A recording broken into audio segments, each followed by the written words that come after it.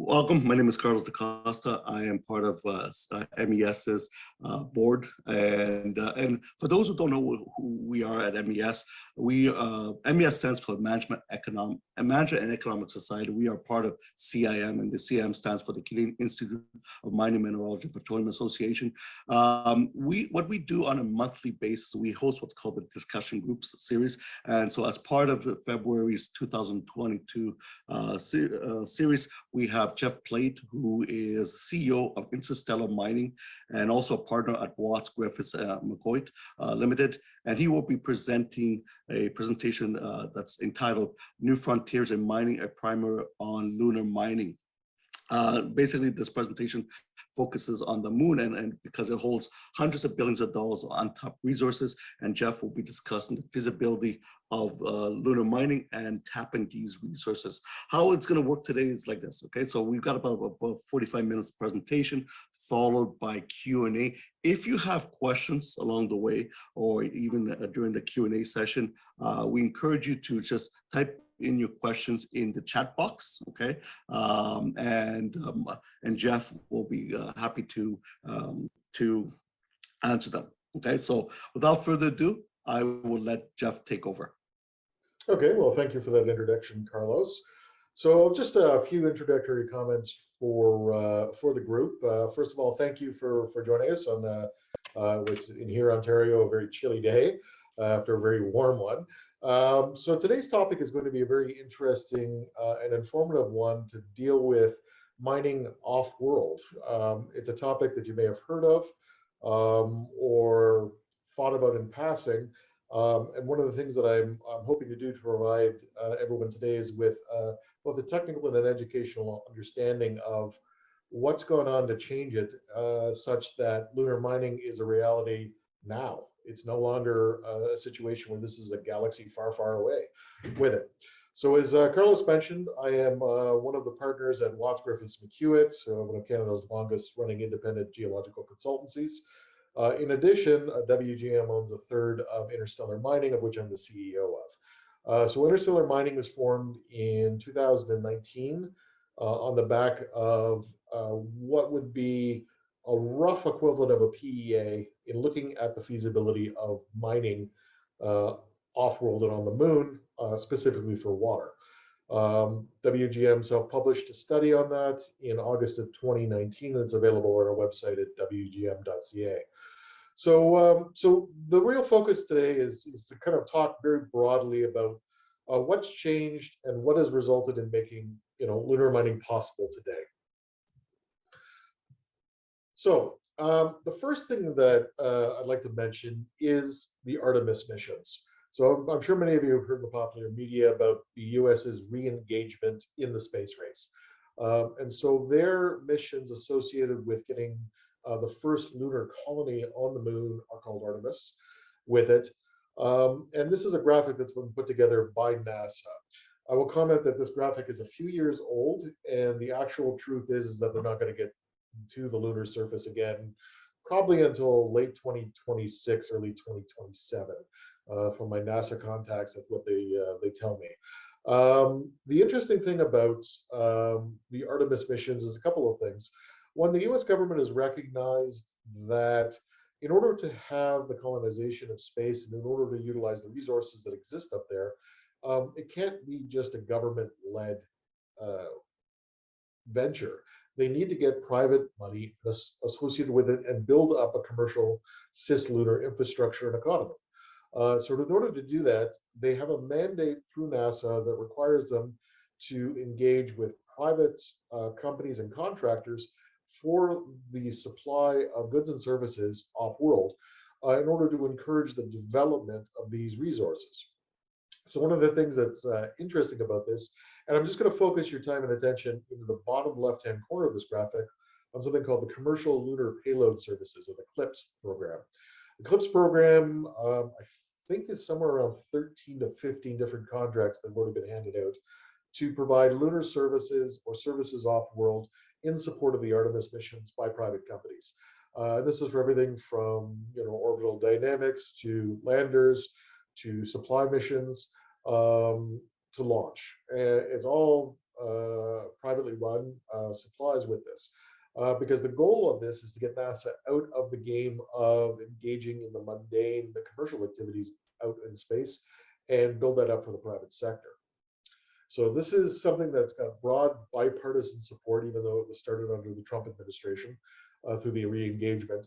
And it's moving forward and already has a lot of the funding in place. So we're good to go on this one.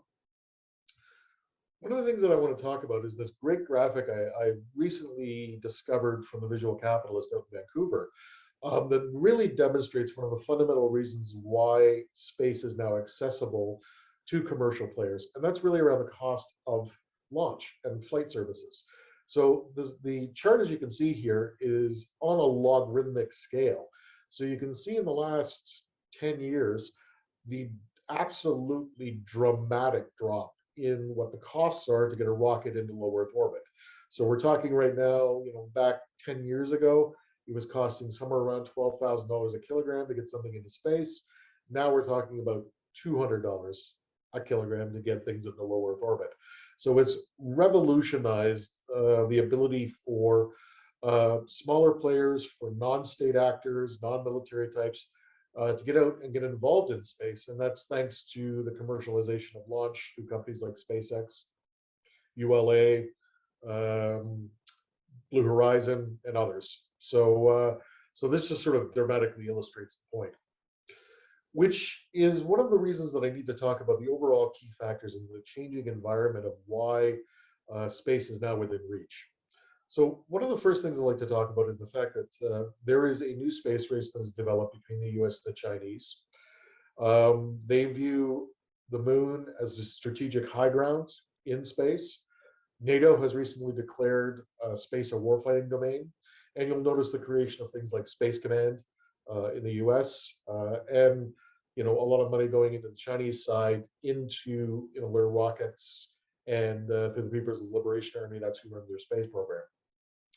Both militaries have robotic missions on the far side of the moon currently, and I've been landing those missions for a while, and I'm aware that the Chinese have a rover on the far side of the moon dropping little flags everywhere.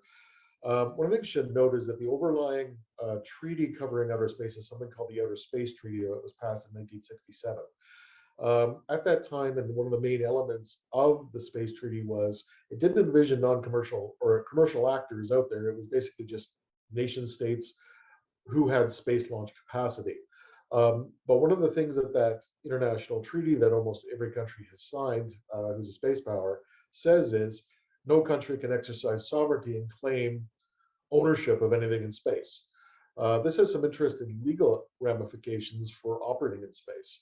The biggest one being that because nobody can issue sovereignty, nobody can enforce laws, taxation, regulation, permitting, anything like that.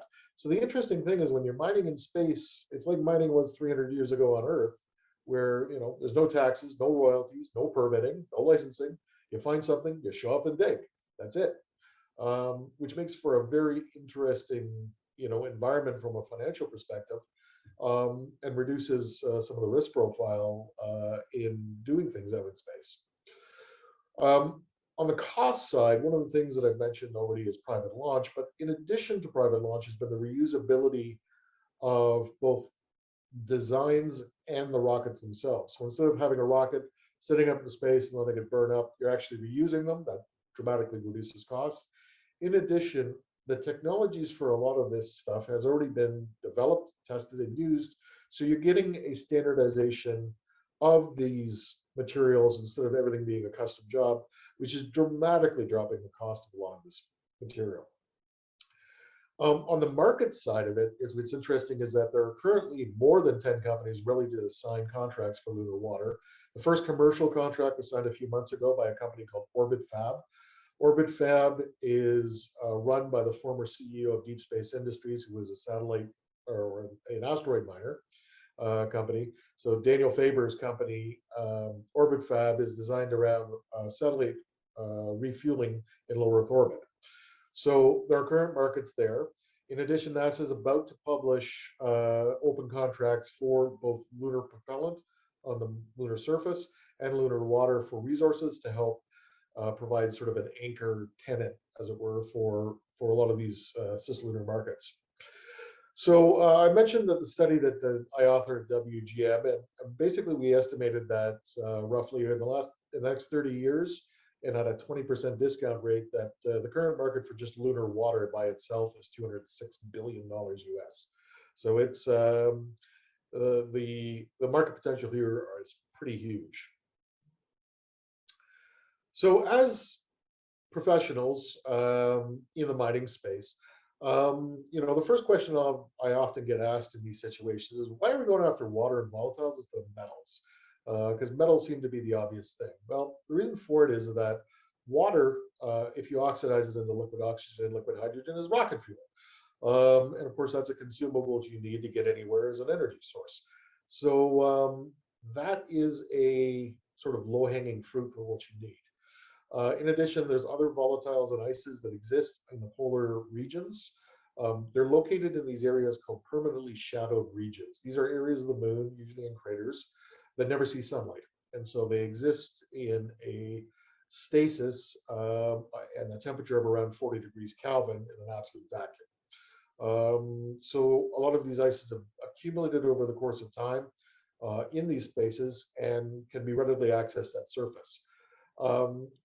In the addition, you have a situation on the moon whereby in order to process and do the metallurgy to get usable metal out of the regolith and subsurface, you need substantial amounts of infrastructure and a lot of energy, and neither exist on the lunar surface. So you have a real issue associated with getting that material out in a way that's cost effective and meaningful, versus just shipping it from Earth. And that's really the fallback position of all of this sort of stuff.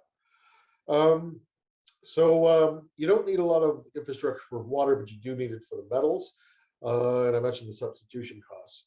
I should also provide some information about one technical issue associated with landing anything on the moon. So the lunar surface is blanketed in lunar regolith. Lunar regolith is mainly ultramafic basalts that have commutated down to an average grain size, about 40 microns. They're very angular, and the regolith goes down to a depth on average of about 6 meters. So before you hit bedrock.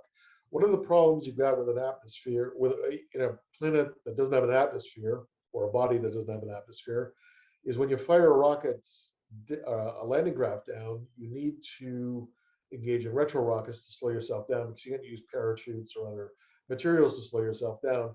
And so the actual force coming out the back of your rocket engine is such that for some of the heavy lift vehicles, if you land on raw regolith, you will excavate a crater big enough to swallow the vehicle.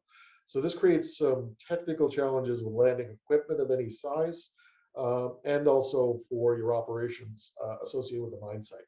And I'll get into that in a little bit more detail as we get a little further into the presentation. So the next thing I wanted to stress is something that is an inherent bias that I run across all the time when I'm presenting on this particular topic. So I call this slide, the moon is not Earth. So all of us are trained as a geologist, as Earth scientists, or even as engineers, with an Earth-based bias. We're used to operating and trained in the environment we are in. The moon is a very different and alien environment, and you need to kind of wrap your head around what you're operating in. So one of the first things I talk about is the fact that you're living in a low gravity environment up there, which means you need very different mining methodologies. An example I like to use is with a backhoe. If you try to dig anything with a traditional backhoe on the moon, you will launch yourself into orbit. So that creates some real problems in terms of measuring or dealing with reaction forces when you're excavating material. So consequently, you need to have purpose-built equipment that is designed to operate in a low-gravity environment and balances those reaction forces so they are side to side rather than up and down. And so it dramatically changes what we have here on Earth and trying to apply that off-world. Another thing you've got on the lunar surface is the fact, because you're in a vacuum, you've got no magnetosphere, and you've got huge thermal flux. So you get from the sunlit side to the shadowed side of the moon. At the terminator, as the dawn dusk cycle goes across, the temperature goes up and down by 500 degrees Celsius. So it creates a huge differential that drives an electrostatic charge throughout the lunar environment and sweeps around, and that charge is 10 to 15 volts continuously. So that has implications in terms of electrostatic charging on equipment, controllers, electronics. In addition, it also charges things and dust sticks to everything, which creates a problem. I mentioned that the environment already is extremely dusty and it's very, very fine particles. And it's also very highly abrasive. One of the things that the Apollo astronauts talked about is having what they called lunar asthma, because they couldn't get this dust off of their suits and stuff. They were breathing it in. It was like breathing asbestos. So it's really kind of nasty stuff. In addition, when you engage in spacecraft operations and you're coming down with these retro rockets, you actually blow up clay-sized particles such that they end up going into orbit around the moon, going around the moon, coming back and sandblasting you from the opposite side. There's evidence of this from all of the Apollo missions where they saw this effect and were really surprised at seeing it and kind of studying it. So it's one of the hazards of sort of dealing with it. Another issue is you've got a very high natural background radiation on the moon. On the lunar surface, we're talking something in the order of 2 to 5 sieverts. So it is a harsh environment that's highly toxic. In addition to, you've got solar winds and charged particles, lots of toxic metals that are lying around in the regolith, mercury, cobalt, and things like that. And you're dealing with absolute vacuum conditions. We're talking about 1 times 10 to the minus 16 torr. So you're dealing in a completely hostile and different environment, which is why anything you're going to do on the moon on long scale on an industrial basis is going to largely be done robotically, because it's not a nice place to be dealing with people. So I'm going to talk a little about the mining cycle on the moon and sort of what's involved, because it's a little bit different than what we have on Earth. So I'm going to go through the proposed exploration program that we've proposed for interstellar mining as an example of what we're looking at in terms of how to engage in both prospecting and exploration planning on the moon, and going about it. One of the things that I will mention right now is that we actually know more about the Martian surface than we do about the lunar surface, simply because we've sent more robotic and exploration missions to that part of the world than we have on the moon, even though it's much closer. So one of the problems we have right now is a lot of the orbital information that we have about the moon is a very poor resolution. So the main instrument that they use on the Lunar Reconnaissance Orbiter for detecting the water is something called a neutron spectrometer. And its resolution currently is in the order of 10 square kilometers per pixel for getting neutron information about detecting water. Well, that's going to be very, very challenging and difficult, because if you're going to send exploration assets down to ground truth and actually touch the surface, for example, a rover, you need to have a level of competency around for a landing ellipse in 1.5 kilometers on the long axis by 1 kilometer on the short axis on the landing ellipse to know that you're going to be landing the rover down in a PSR. In addition, operating in a PSR at 40 degrees Kelvin means your lifespan for a typical rover with the batteries and the electronics at those temperatures is going to be about 8 hours, maybe 10. So the thing is, you need to get very close to where your targets are, because if you're off, you're done. And your average rover mission costs somewhere around $250 million US per shot. So it creates a chicken and the egg problem of that. You don't want to risk that money without knowing it's down there, but you need to know it's down there without finding out the rover.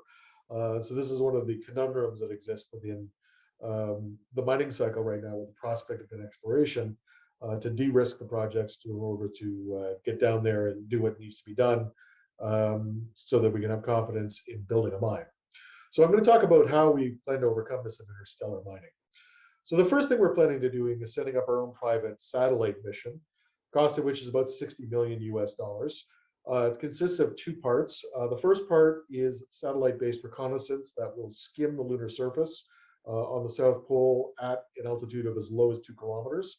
And what that will do is give us much higher resolution data for topography, LIDAR, neutron spectrometer, and other spectrometry, which will allow us to identify the most prospective areas potentially that exist beyond the current existing available information that's been published by all the space agencies and other missions that have flown to the moon.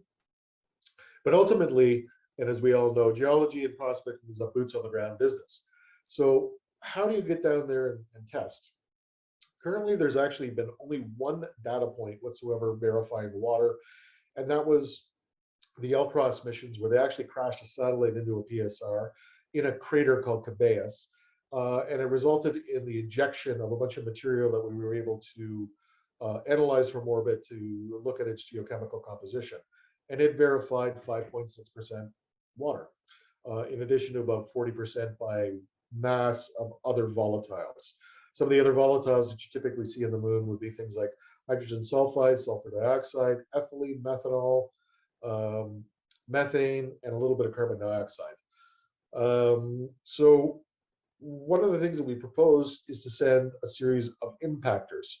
Originally we were planning up to 6, but we're now looking at our mission planning and looking at potentially doing 12. And these impactors would be about the size of a 2-liter Coke bottle, just to visualize it in your mind. And where the cap would be a fairly long antenna for transmitting data back, and a lateral crosspiece with cameras on gimbals.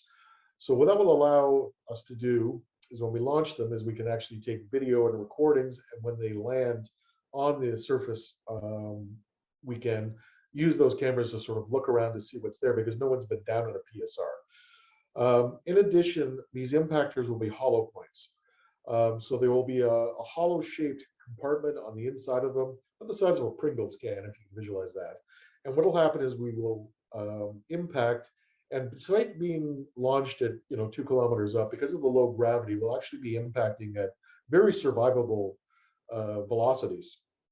It will drive a stratigraphic column of material up and inside the impactor, and then the surrounding area within the impactor will have a series of scientific instruments that will allow us to do things like geotechnical analysis, microscopic analysis of the regolith, some geochem analysis, some more detailed neutron spec data, and some voltmeters, and some other instrumentation that we believe will be helpful and useful for identifying what exactly we're looking at, and to verify and touch the surface to know what we've got. The idea here is that we will hit up a number of targets that we've identified from orbit, and then the ones that look most promising, we will not exactly saturate, but put multiple impactors in and around the surface to help verify the lateral extent of the mineralization or the ice and volatiles that exist.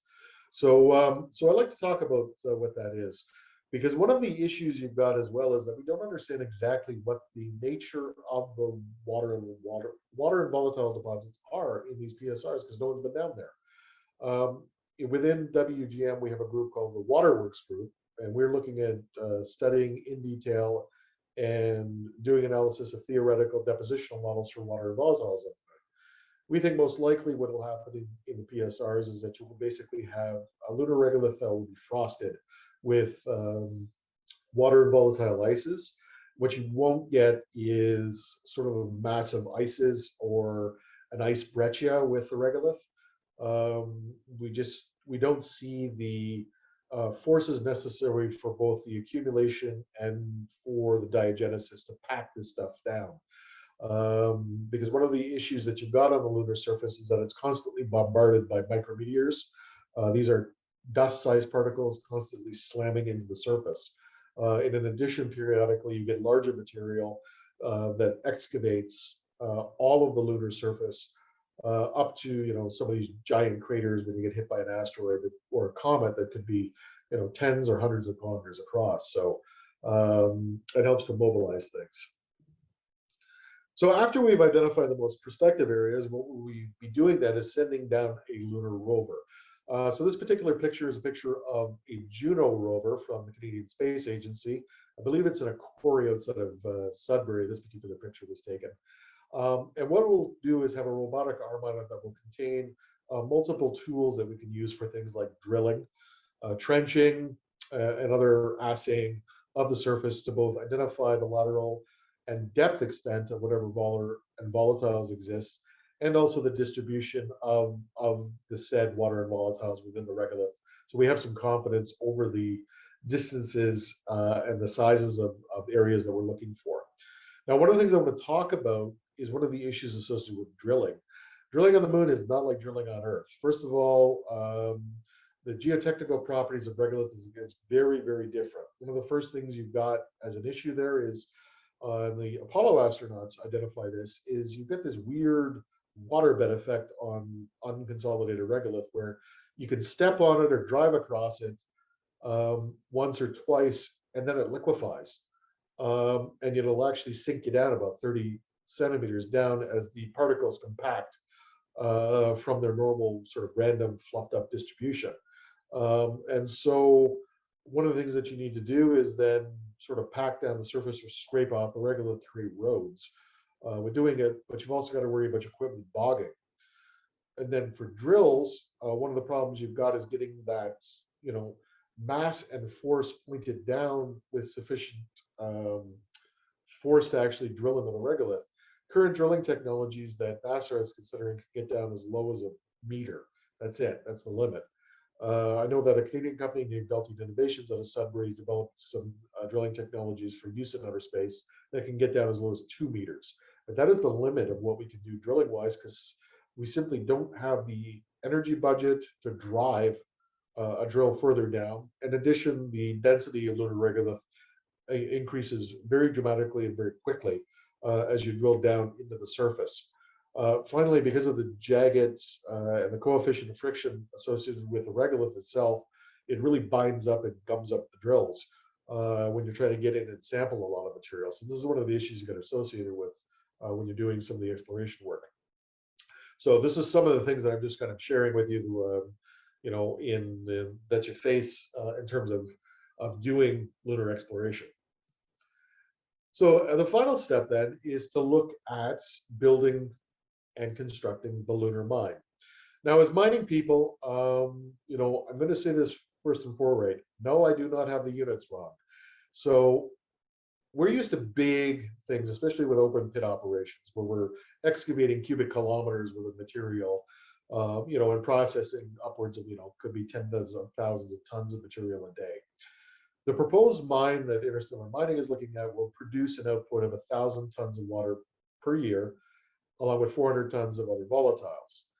But one of the things that I need to explain to everybody is the size of the plant. The typical size of the plant that we have is going to be about the size of a desk. The rovers that we're going to be using for the excavations are, a meter by a meter by maybe 60 meters or 60 centimeters tall. So they are small Tonka toy size robotic materials. And the annual excavation volume for our pits is in the order of 3,000 cubic meters. That's 40 by 40 meters by 2 meters deep annually. So, it's a very, very small pit shell that we're talking about doing here. And we've got a production rate of excavating 1/3 of a cubic meter of material an hour. So that just gives you some idea of sort of the very tiny nature of what these plants need to do and are capable of to get to the markets. So what you have here in this is some of the material that we have and the purpose-built equipment that's designed for lunar operations and off-world. So in the bottom left-hand corner is a piece of equipment called a razor. This was developed at the Kennedy Swamp Works at the University of Central Florida that is purpose-built for excavating and mining material on the moon. So where, if you look at it, you'll see at the front of it, you have a series of drums with a grabber arm on it that sort of digs through the material. And as you dig up the material, it sort of fills up that cartridge on each of the drums. And then the reaction forces go back and forth on this rather than up and down. And so consequently, you don't have to worry about launching yourself out. In addition, you'll notice that the wheels in between them, those are articulated. So you can raise those drums up, drive it up to the hopper and the crusher at the plant, and then you basically rotate it backwards and dump the material in. In addition, because the material is contained in these cartridges, it reduces the amount of volatile and waters that will be lost in the mining process through volatilization if you're in a sunlit region, or you're transporting it into a plant where you're existing in a sunlit region where the temperature can suddenly spike and all your stuff boils off into space. Now the process for processing regolith is really, really simple. It's dirt simple, really. It's all about distillation, something that we've been doing on Earth for thousands of years. We probably figured it out about 15 minutes after we figured out how to make the first alcoholic beverage. So what you do on the moon is, if you remember back to your first year chemistry pressure volume equations, you'll realize that on the lunar surface, because we're dealing with ultra low temperatures in a vacuum, is that the triple point for water drops to minus 125 degrees Celsius. So if we're dealing with an environment that's minus 240 degrees C, what we can do is excavate pregnant regolith that's unconsolidated, dump it into a hopper, in effect a box, close the lid, agitate it, and carefully increase the temperature. As we increase the temperature, the volatile species each have their own triple points, and they will sublimate out of the regolith from a solid to a gas. We then vent them off into, in effect, a bag, and store them back in the PSR in the pit, because it's already at 40 degrees Kelvin, so it always going to refreeze. By doing this, we don't need any complicated filtering and very little in terms of consumables. We just need the storage device, which is the bags. And it's purified because you've gone through a distillation process. Now, I don't know if I want to necessarily drink the water coming out of here unless we process it one more time, but it's perfectly acceptable for using it for propellant with it. And so it's a very simple and elegant solution, and it's also very scalable in order to control and process all of the water volatiles coming off just using simple physics and chemistry. And then what we do is, when we have a client that's looking for rocket fuel, is we take that water that we processed, and then we throw it back in the facility and then run it through an electrolyzation unit. We turn that into liquid oxygen, liquid hydrogen, and refuel on demand for a spacecraft that's landing near our site. The reason that we don't do it ahead of time is a very simple problem you've got with storing liquid hydrogen in a vacuum. Hydrogen molecules are so small that they will, through osmotic forces, basically boil off into space through any container you can put them in. So consequently, the longest reasonably that you can store liquid hydrogen in a vessel right now is about 3 weeks in space. So it creates to be a bit of a problem, which is why we've got this sort of fuel on demand process that's going on. The final thing I want to mention is that after we've stripped off all the water and volatiles, what we have is in effect dry regolith. Well, we proposed at Interstellar Mining that we will then take that material, put it into a mold, and then through using microwaves, sinter the material so it's sort of partially melted, squish it together to form bricks. Those bricks will then be used to construct landing pads that will allow for heavy lift vehicles to be able to actually land on the lunar surface without excavating, a huge crater and blowing a lot of material out through their exhaust that could damage plants, equipment, and put dust and other material out in orbit along the lunar surface. And so that's a very important piece of infrastructure that we can use, and part of sort of our zero waste policy that we attribute as being good galactic citizens within the company. So So that's sort of how the process works. So one of the things now I want to talk about everybody with is sustainability of operations, and this is the ESG portions of operating in space. This is the first question I get literally from millennials and Europeans whenever I'm talking about space mining. They always ask about this stuff. So first and foremost, I will refer you back to my slide that said the moon is not Earth. And there are oftentimes in these questions a very much Earth-centric bias.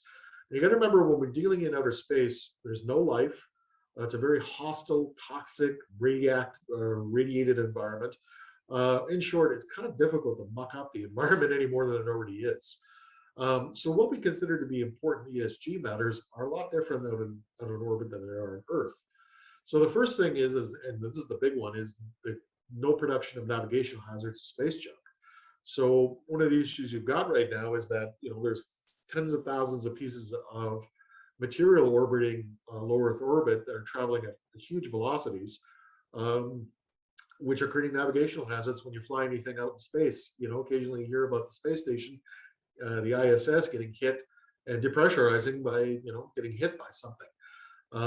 And so one of the things that as a company we're committed to doing is not creating any more of this and minimizing whatever this is. So there's some things that we can do about that. So for example, you don't use explosive bolts, you use reusable rockets, you don't do things in your operations that launch crap out into space. So for example, using landing pads, we're putting regolith berms around those landing pads, so that larger material, gravel size, cobble size, and other material will typically launch at fairly low angles and basically embed themselves into the regolith berms. So it'll just keep that material from damaging other things.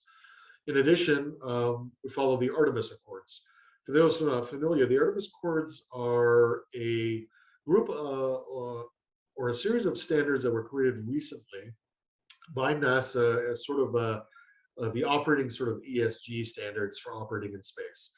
Canada and most of the other Western space powers have signed on to the Artemis Accords, and we believe they are an important element in understanding how you need to manage these risks within your business. One of the things that those accords have is some provisions around the preservation of historic sites. So for example, the Apollo landing sites, you don't want to muck around and damage those because obviously those are very important historic sites and you don't want to do any damage to them. In addition, you also don't want to engage in interference with other scientific missions and screwing up the ability to get important scientific data in a pristine lunar environment. In terms of the mining operations itself, one of the things that I wanted to comment on, because I often get this, is concerns about sort of digging up the regolith and melting the ice out of it and the effects that they may have on the lunar environment. So the first thing I'm going to comment on is that the fact is the mining operations are quite small. I've already explained what the mining pit dimensions are annually for what we're doing. We're digging out an area that's about the size of a good sized house's foundation annually. So it's very small. And in addition, you get these natural gardening effects through impacts from asteroids, everything from dust size impacts, which occur commonly, to larger material that's, gravel, cobble, boulder size slamming into the surface that will excavate far deeper than anything that we're going to be doing on the mining space for right now. I've walked you through sort of our zero waste policy from our operations. And we have plans to not leave things like dead equipment lying around within the facility. In addition, we're planning to use the natural environment of the PSRs for storage for the water and volatiles. NASA has a $1.3 billion project to create cryogenic storage for liquid oxygen and hydrogen using some very energy hungry and technically difficult processes on the moon. We're just following the keep it simple principle, which is sort of in the DNA of mining people, to just sort of use the environment as you've got it. Why create something new, expensive, and difficult when you can just, store it as is without any effects? One of the things I should mention is that on the lunar surface, you have some unusual conditions. On the poles where the water and volatiles are, you don't get a lot of sunlight. And when you do, you only get sunlight for 14 days straight, and then get 14 days of night. And when it gets dark, the temperature drops to 40 degrees Kelvin. So the problem you've got with solar power is you can't really kind of run your operation with it, because aside from not having the sunlight half the time, and freezing all of your electronics and your equipment, which is very problematic for operations, you get this dusty, coarse regolith scratching up your lunar solar panels, potential ejecta from spacecraft operations in the mining environment, and you're going to get covered in dust because you're running electrical power through this stuff, and you need to sweep that stuff off. And it really doesn't make a lot of technical sense to use solar panels when we looked at it as an energy source for it. Instead, we are going to be looking at a small nuclear reactor. There's a company out of Seattle called Ultrasafe Nuclear Reactor Corp that have designs for purpose-built space reactors. To tell you about the size of these small nuclear reactors, these NSRs, they're about the size of a 20-liter bucket that you get from Home Depot, you know, the ones used for painting and wallpapering and stuff. Or, you know, if you worked in a kitchen, the stuff that vegetable oil comes in, about that size. It's basically a giant nuclear reactor or a battery. And it's fourth generation material where all of the pellets of the radioactive material are held in channels, and each pellet is coated in about 4 layers of various ceramics and other material, so it can interact outside of the environment in case of accidents and things. It uses uranium-238, so it's not any of the exotic radioactive nuclides with it, and its end product at the end is lead, so it's inert when you finally use it. The weird thing, though, strangely enough, is that you don't need to shield a nuclear reactor on the moon. Let me say that again. You don't need to shield your nuclear reactor because the natural radiation in the environment is higher than what the reactor is going to kick off. So, but what we're actually planning on doing is basically burying the reactor up until the top of it in regolith, and that's to provide some near surface shielding so that we can park our rovers to recharge the batteries in part of the operations. Without zorching the electronics within those rovers. And then I mentioned the creation of landing pads to eliminate and reduce ejecta. So these are the things that are really important for sustainability of operations with it, because you think about it, there's no community consultations, there's no First Nations, there are no people, there's no life on the moon with any of this. So a lot of the environmental and social aspects of this. And then, of course, I go back to the Outer Space Treaty as well, and the fact that the law says there is no law in space, and nobody can claim sovereignty or interfere with other people when you're out there. So it's a bit of an interesting operating environment, and in terms of trying to operate things. So to summarize, I would like to talk about the sort of key economics that are sort of driving all of this. So if we look at the value of a ton of water in key cislunar markets, this is the current value based on launch costs of what a ton of anything is. And I'm just using water as the example because that's what we're looking primarily to mine. So in low Earth orbit, it's about 3 million US, 8 million in geostationary, 10 million in low lunar orbit, and 62 million on the lunar surface. That provides a floor price, in effect, for what the value of this material is, and all driven by physics and gravity.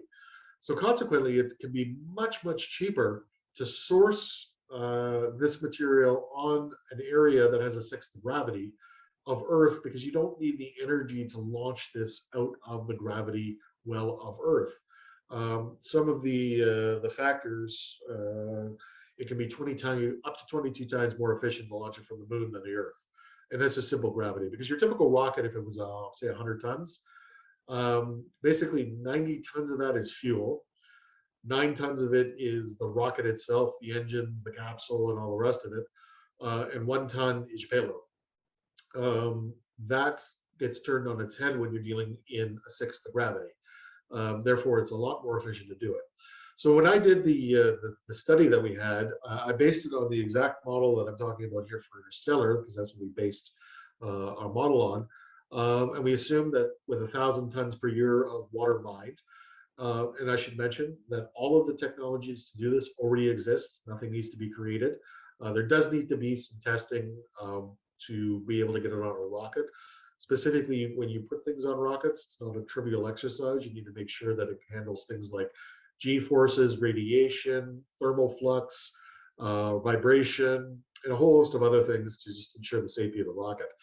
But we can confidently say that with an 800 million US capex, we can build an operating water bond on the moon. And in doing so, our all-in sustaining cost is going to be less than $500,000 US a ton on the lunar surface. So compare that to 62 million a ton of what it costs from Earth. All of a sudden, we're in the ball game for being able to produce, a profit here. At Interstellar Mining, we're looking to sell water at 10 million US a ton, which is a sixth of what it potentially could be. And on that basis, we believe over a 10-year life of mine, that we can produce something in the order of over $40 billion of NPV, and that's at a 20% discount rate.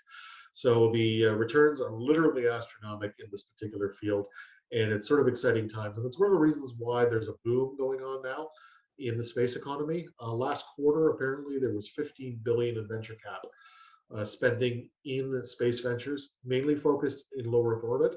But increasingly, people are looking to branch out beyond low Earth orbit, and the moon is sort of one of the next markets that they're looking at.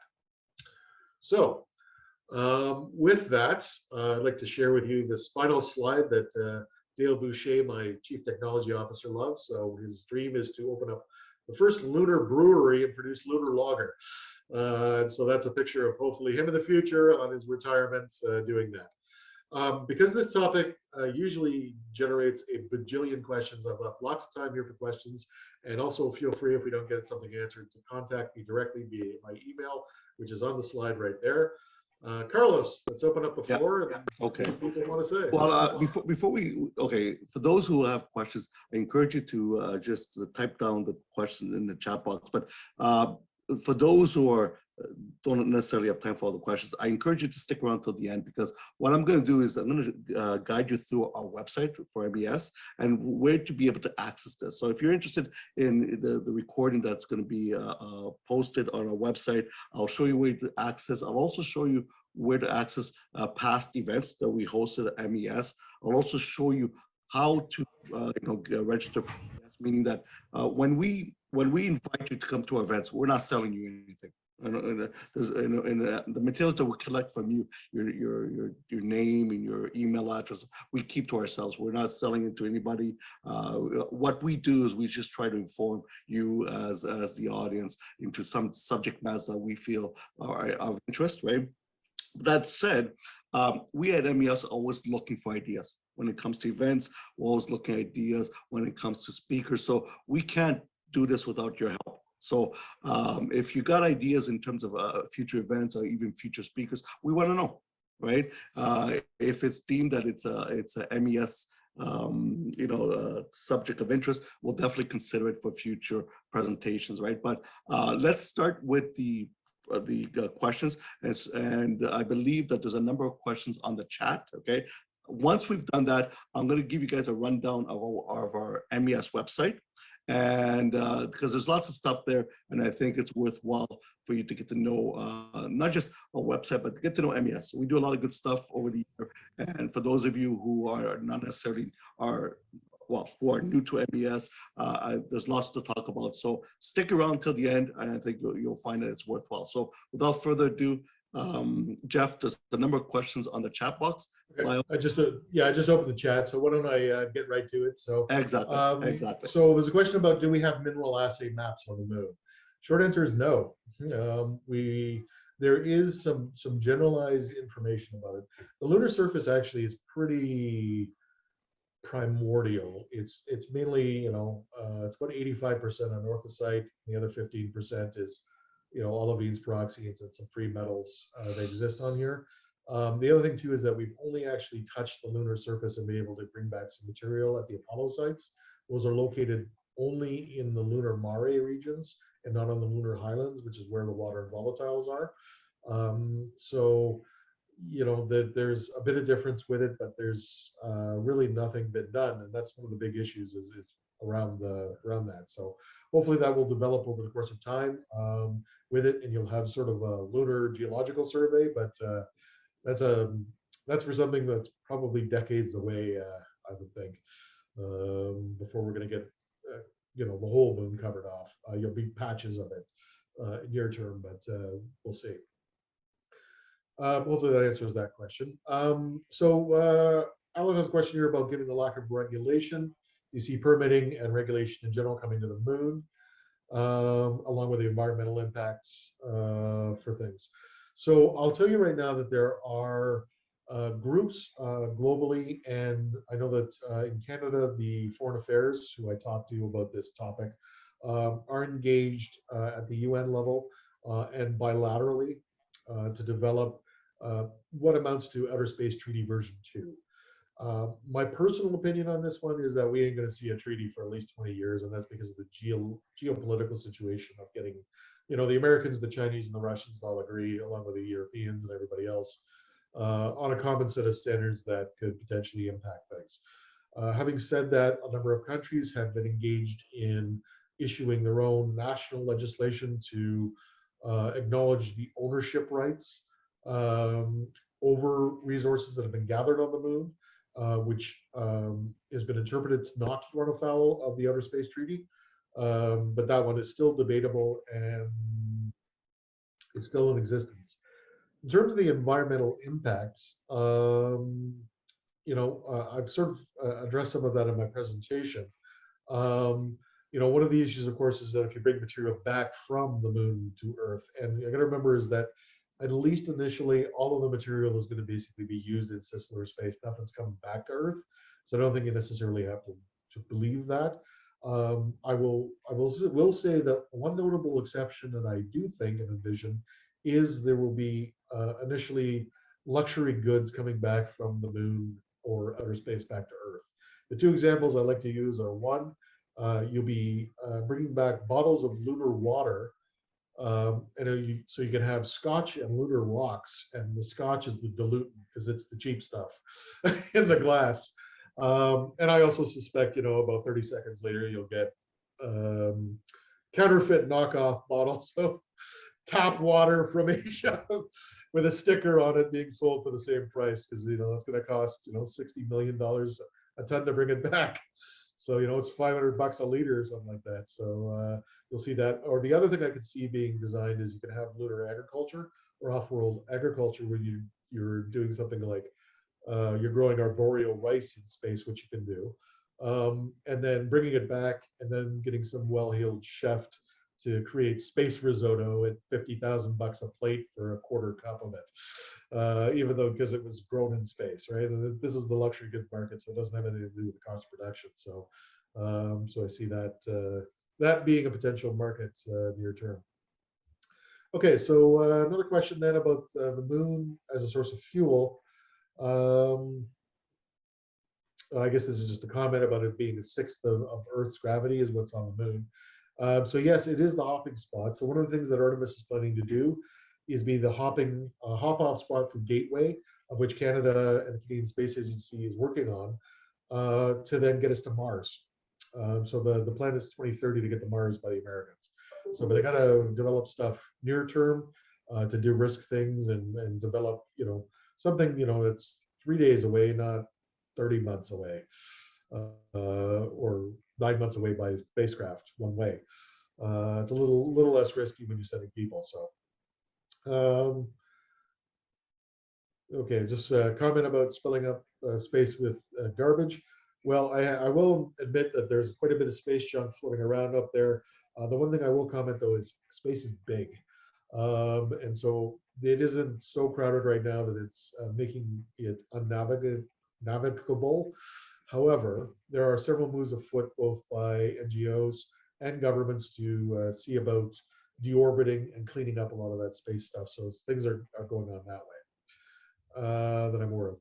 So next question, has NASA or commercial organizations tried to extract water from terrestrial samples and convert it as fuel for spacecraft or lunar vehicles? with a plan that actually works? Well, yes. You know, all of the space shuttle missions were liquid oxygen, liquid hydrogen, and yeah, it came from water. So it's already been done, and that's the principal way the rocket fuel is made. So what's the source of power for process and electrolysis plants? I mentioned the nuclear reactor, so hopefully I answered that question. In addition to the follow-up question about what powers the process, I will note that power on the moon is the rate limiting step. The nuclear reactor that I'm proposing has an output of 40 kilowatt hours. So it's real small in terms of the output. And so, you know, because you're operating in a cold environment, sometimes you've got to spend a lot of time heating up your electronics, keeping them warm, your communications devices, your bearings and other moving parts, because they just don't like the cold. Stuff breaks when it gets that cold. It's just a function of the metallurgy and the crystallization of stuff. So, so that's something to do there. Space elevator. That's a question, Stephen. Yeah, on a longer term basis, that'll make some sense in terms of doing that, but that is such a huge endeavor that it's far beyond the scope of what I'm doing in terms of doing stuff, because that makes a lot of sense for bringing stuff up and down off of a planetary surface. So enough said on that. Roberts, there's hydrogen, deuterium, and tritium enriched that could facilitate radioactive mapping of the resources. Don't know yet, because we need to get down there and actually take direct samples of the material to take a look at that.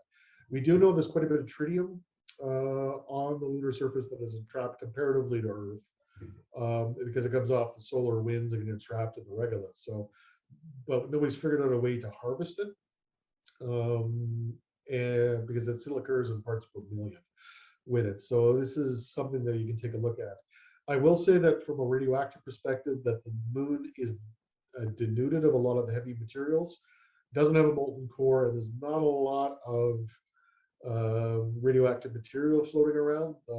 It is enriched somewhat in thorium at surface, so that might be a useful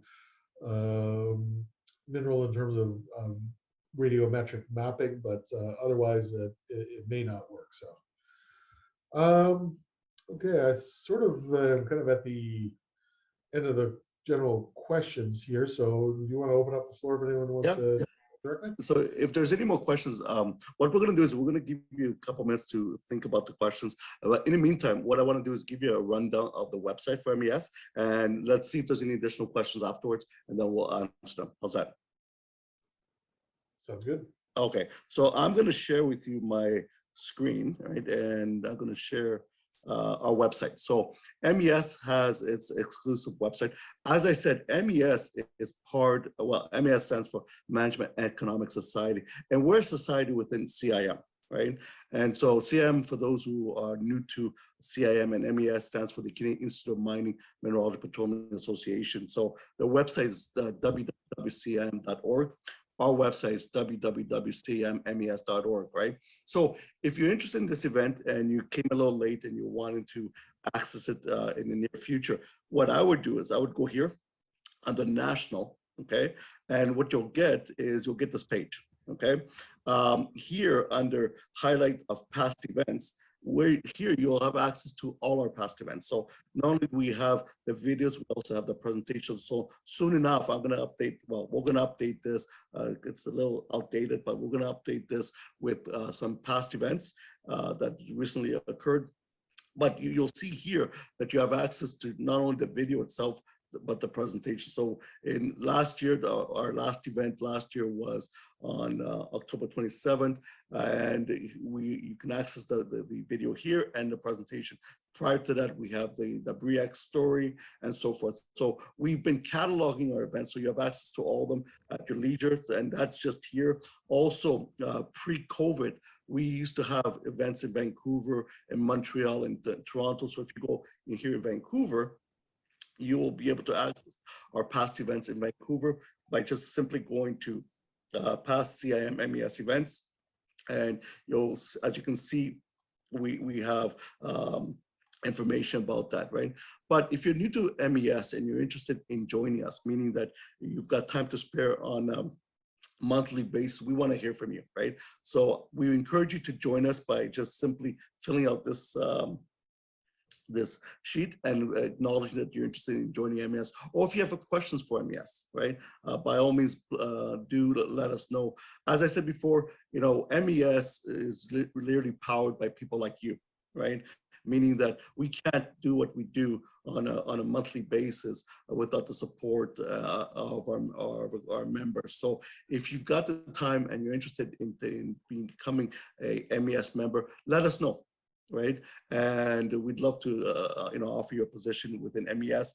If you have an idea of future events or even future speakers, let us know, right? Or if you're new to MES and you'd like to be notified of future events, just fill out this form and send us your details, and we will make sure that you are notified of future events within MES. And as I said in the beginning, that we do not sell any information, meaning that when you offer us your email address and your name and so forth, right, we keep that to our own, meaning that there's no gimmicks, right? Our interest is really to spread the knowledge and so on. So yeah, that's a little bit. So if you want to know more about us, check out our website. There's lots of information. Our next event is going to be on March 23rd, but we're working on approximately another 4 or 5 events before the coming summer. So there's lots happening in MES. Once we get through this pandemic situation, we have a physical presence in Vancouver. We've got a physical presence in Toronto. We've got a physical presence in Montreal. We have a quasi presence in London, UK, and we'll soon have our presence again in Hong Kong, and we've got satellite presence throughout Canada. So we're everywhere in Canada, and to a certain extent globally. And so we encourage you to support MES by joining our events whenever time permits, or contribute your time and effort to make even MES more successful. But that said, if there's other societies within CIM that you're interested, I encourage you to investigate it by going to the CIM's website. Again, it's cim.org, and just checking out the societies that's part of CIM, and continue to make CIM a prosperous association. So without further ado, I'm going to stop sharing the screen, and I'm going to see if there's any additional questions, and we'll take it from there. Yeah, I don't see anything in here, so okay. You're going to need directly yourself there, Carlos. Okay, so you know what? I can say this. I am a Trekkie by heart. I've been a Trekkie since I was a kid, and for me, I get a lot of students. I teach both at SFU and UBC, but UBC I teach mining students, and I can tell you that the interest in the subject matters is growing by students, right? And so I hope this is just the start of something good. So on that note, I want to thank everybody for the time, and I want to thank you for joining us today. If you're interested in the recording of this, it should be posted, I would say, within the next 2 weeks. So check our website out, which is www.cimmes.org, and it should be posted where I have mentioned to you. If you're interested in learning more about MES and or contribute your time to MES, fill out that sheet, and we'll get that information. If you're interested in getting regularly notified of our future events, let us know. Right? Again, we don't sell anything, meaning that what the information that you share with us is kept between you and us. And so rest assured that your information is safe. So on that note, I want to thank you for your time, and I want to thank Jeff for his time and wonderful presentation. So thank you very much. And I also want to thank you, the audience. So thank you for joining us. We hope to see you at future events. And if you want to join MES, let us know. We'll make sure that we will keep you busy, okay, on a regular basis. So thank you again, and stay safe, and chat again soon.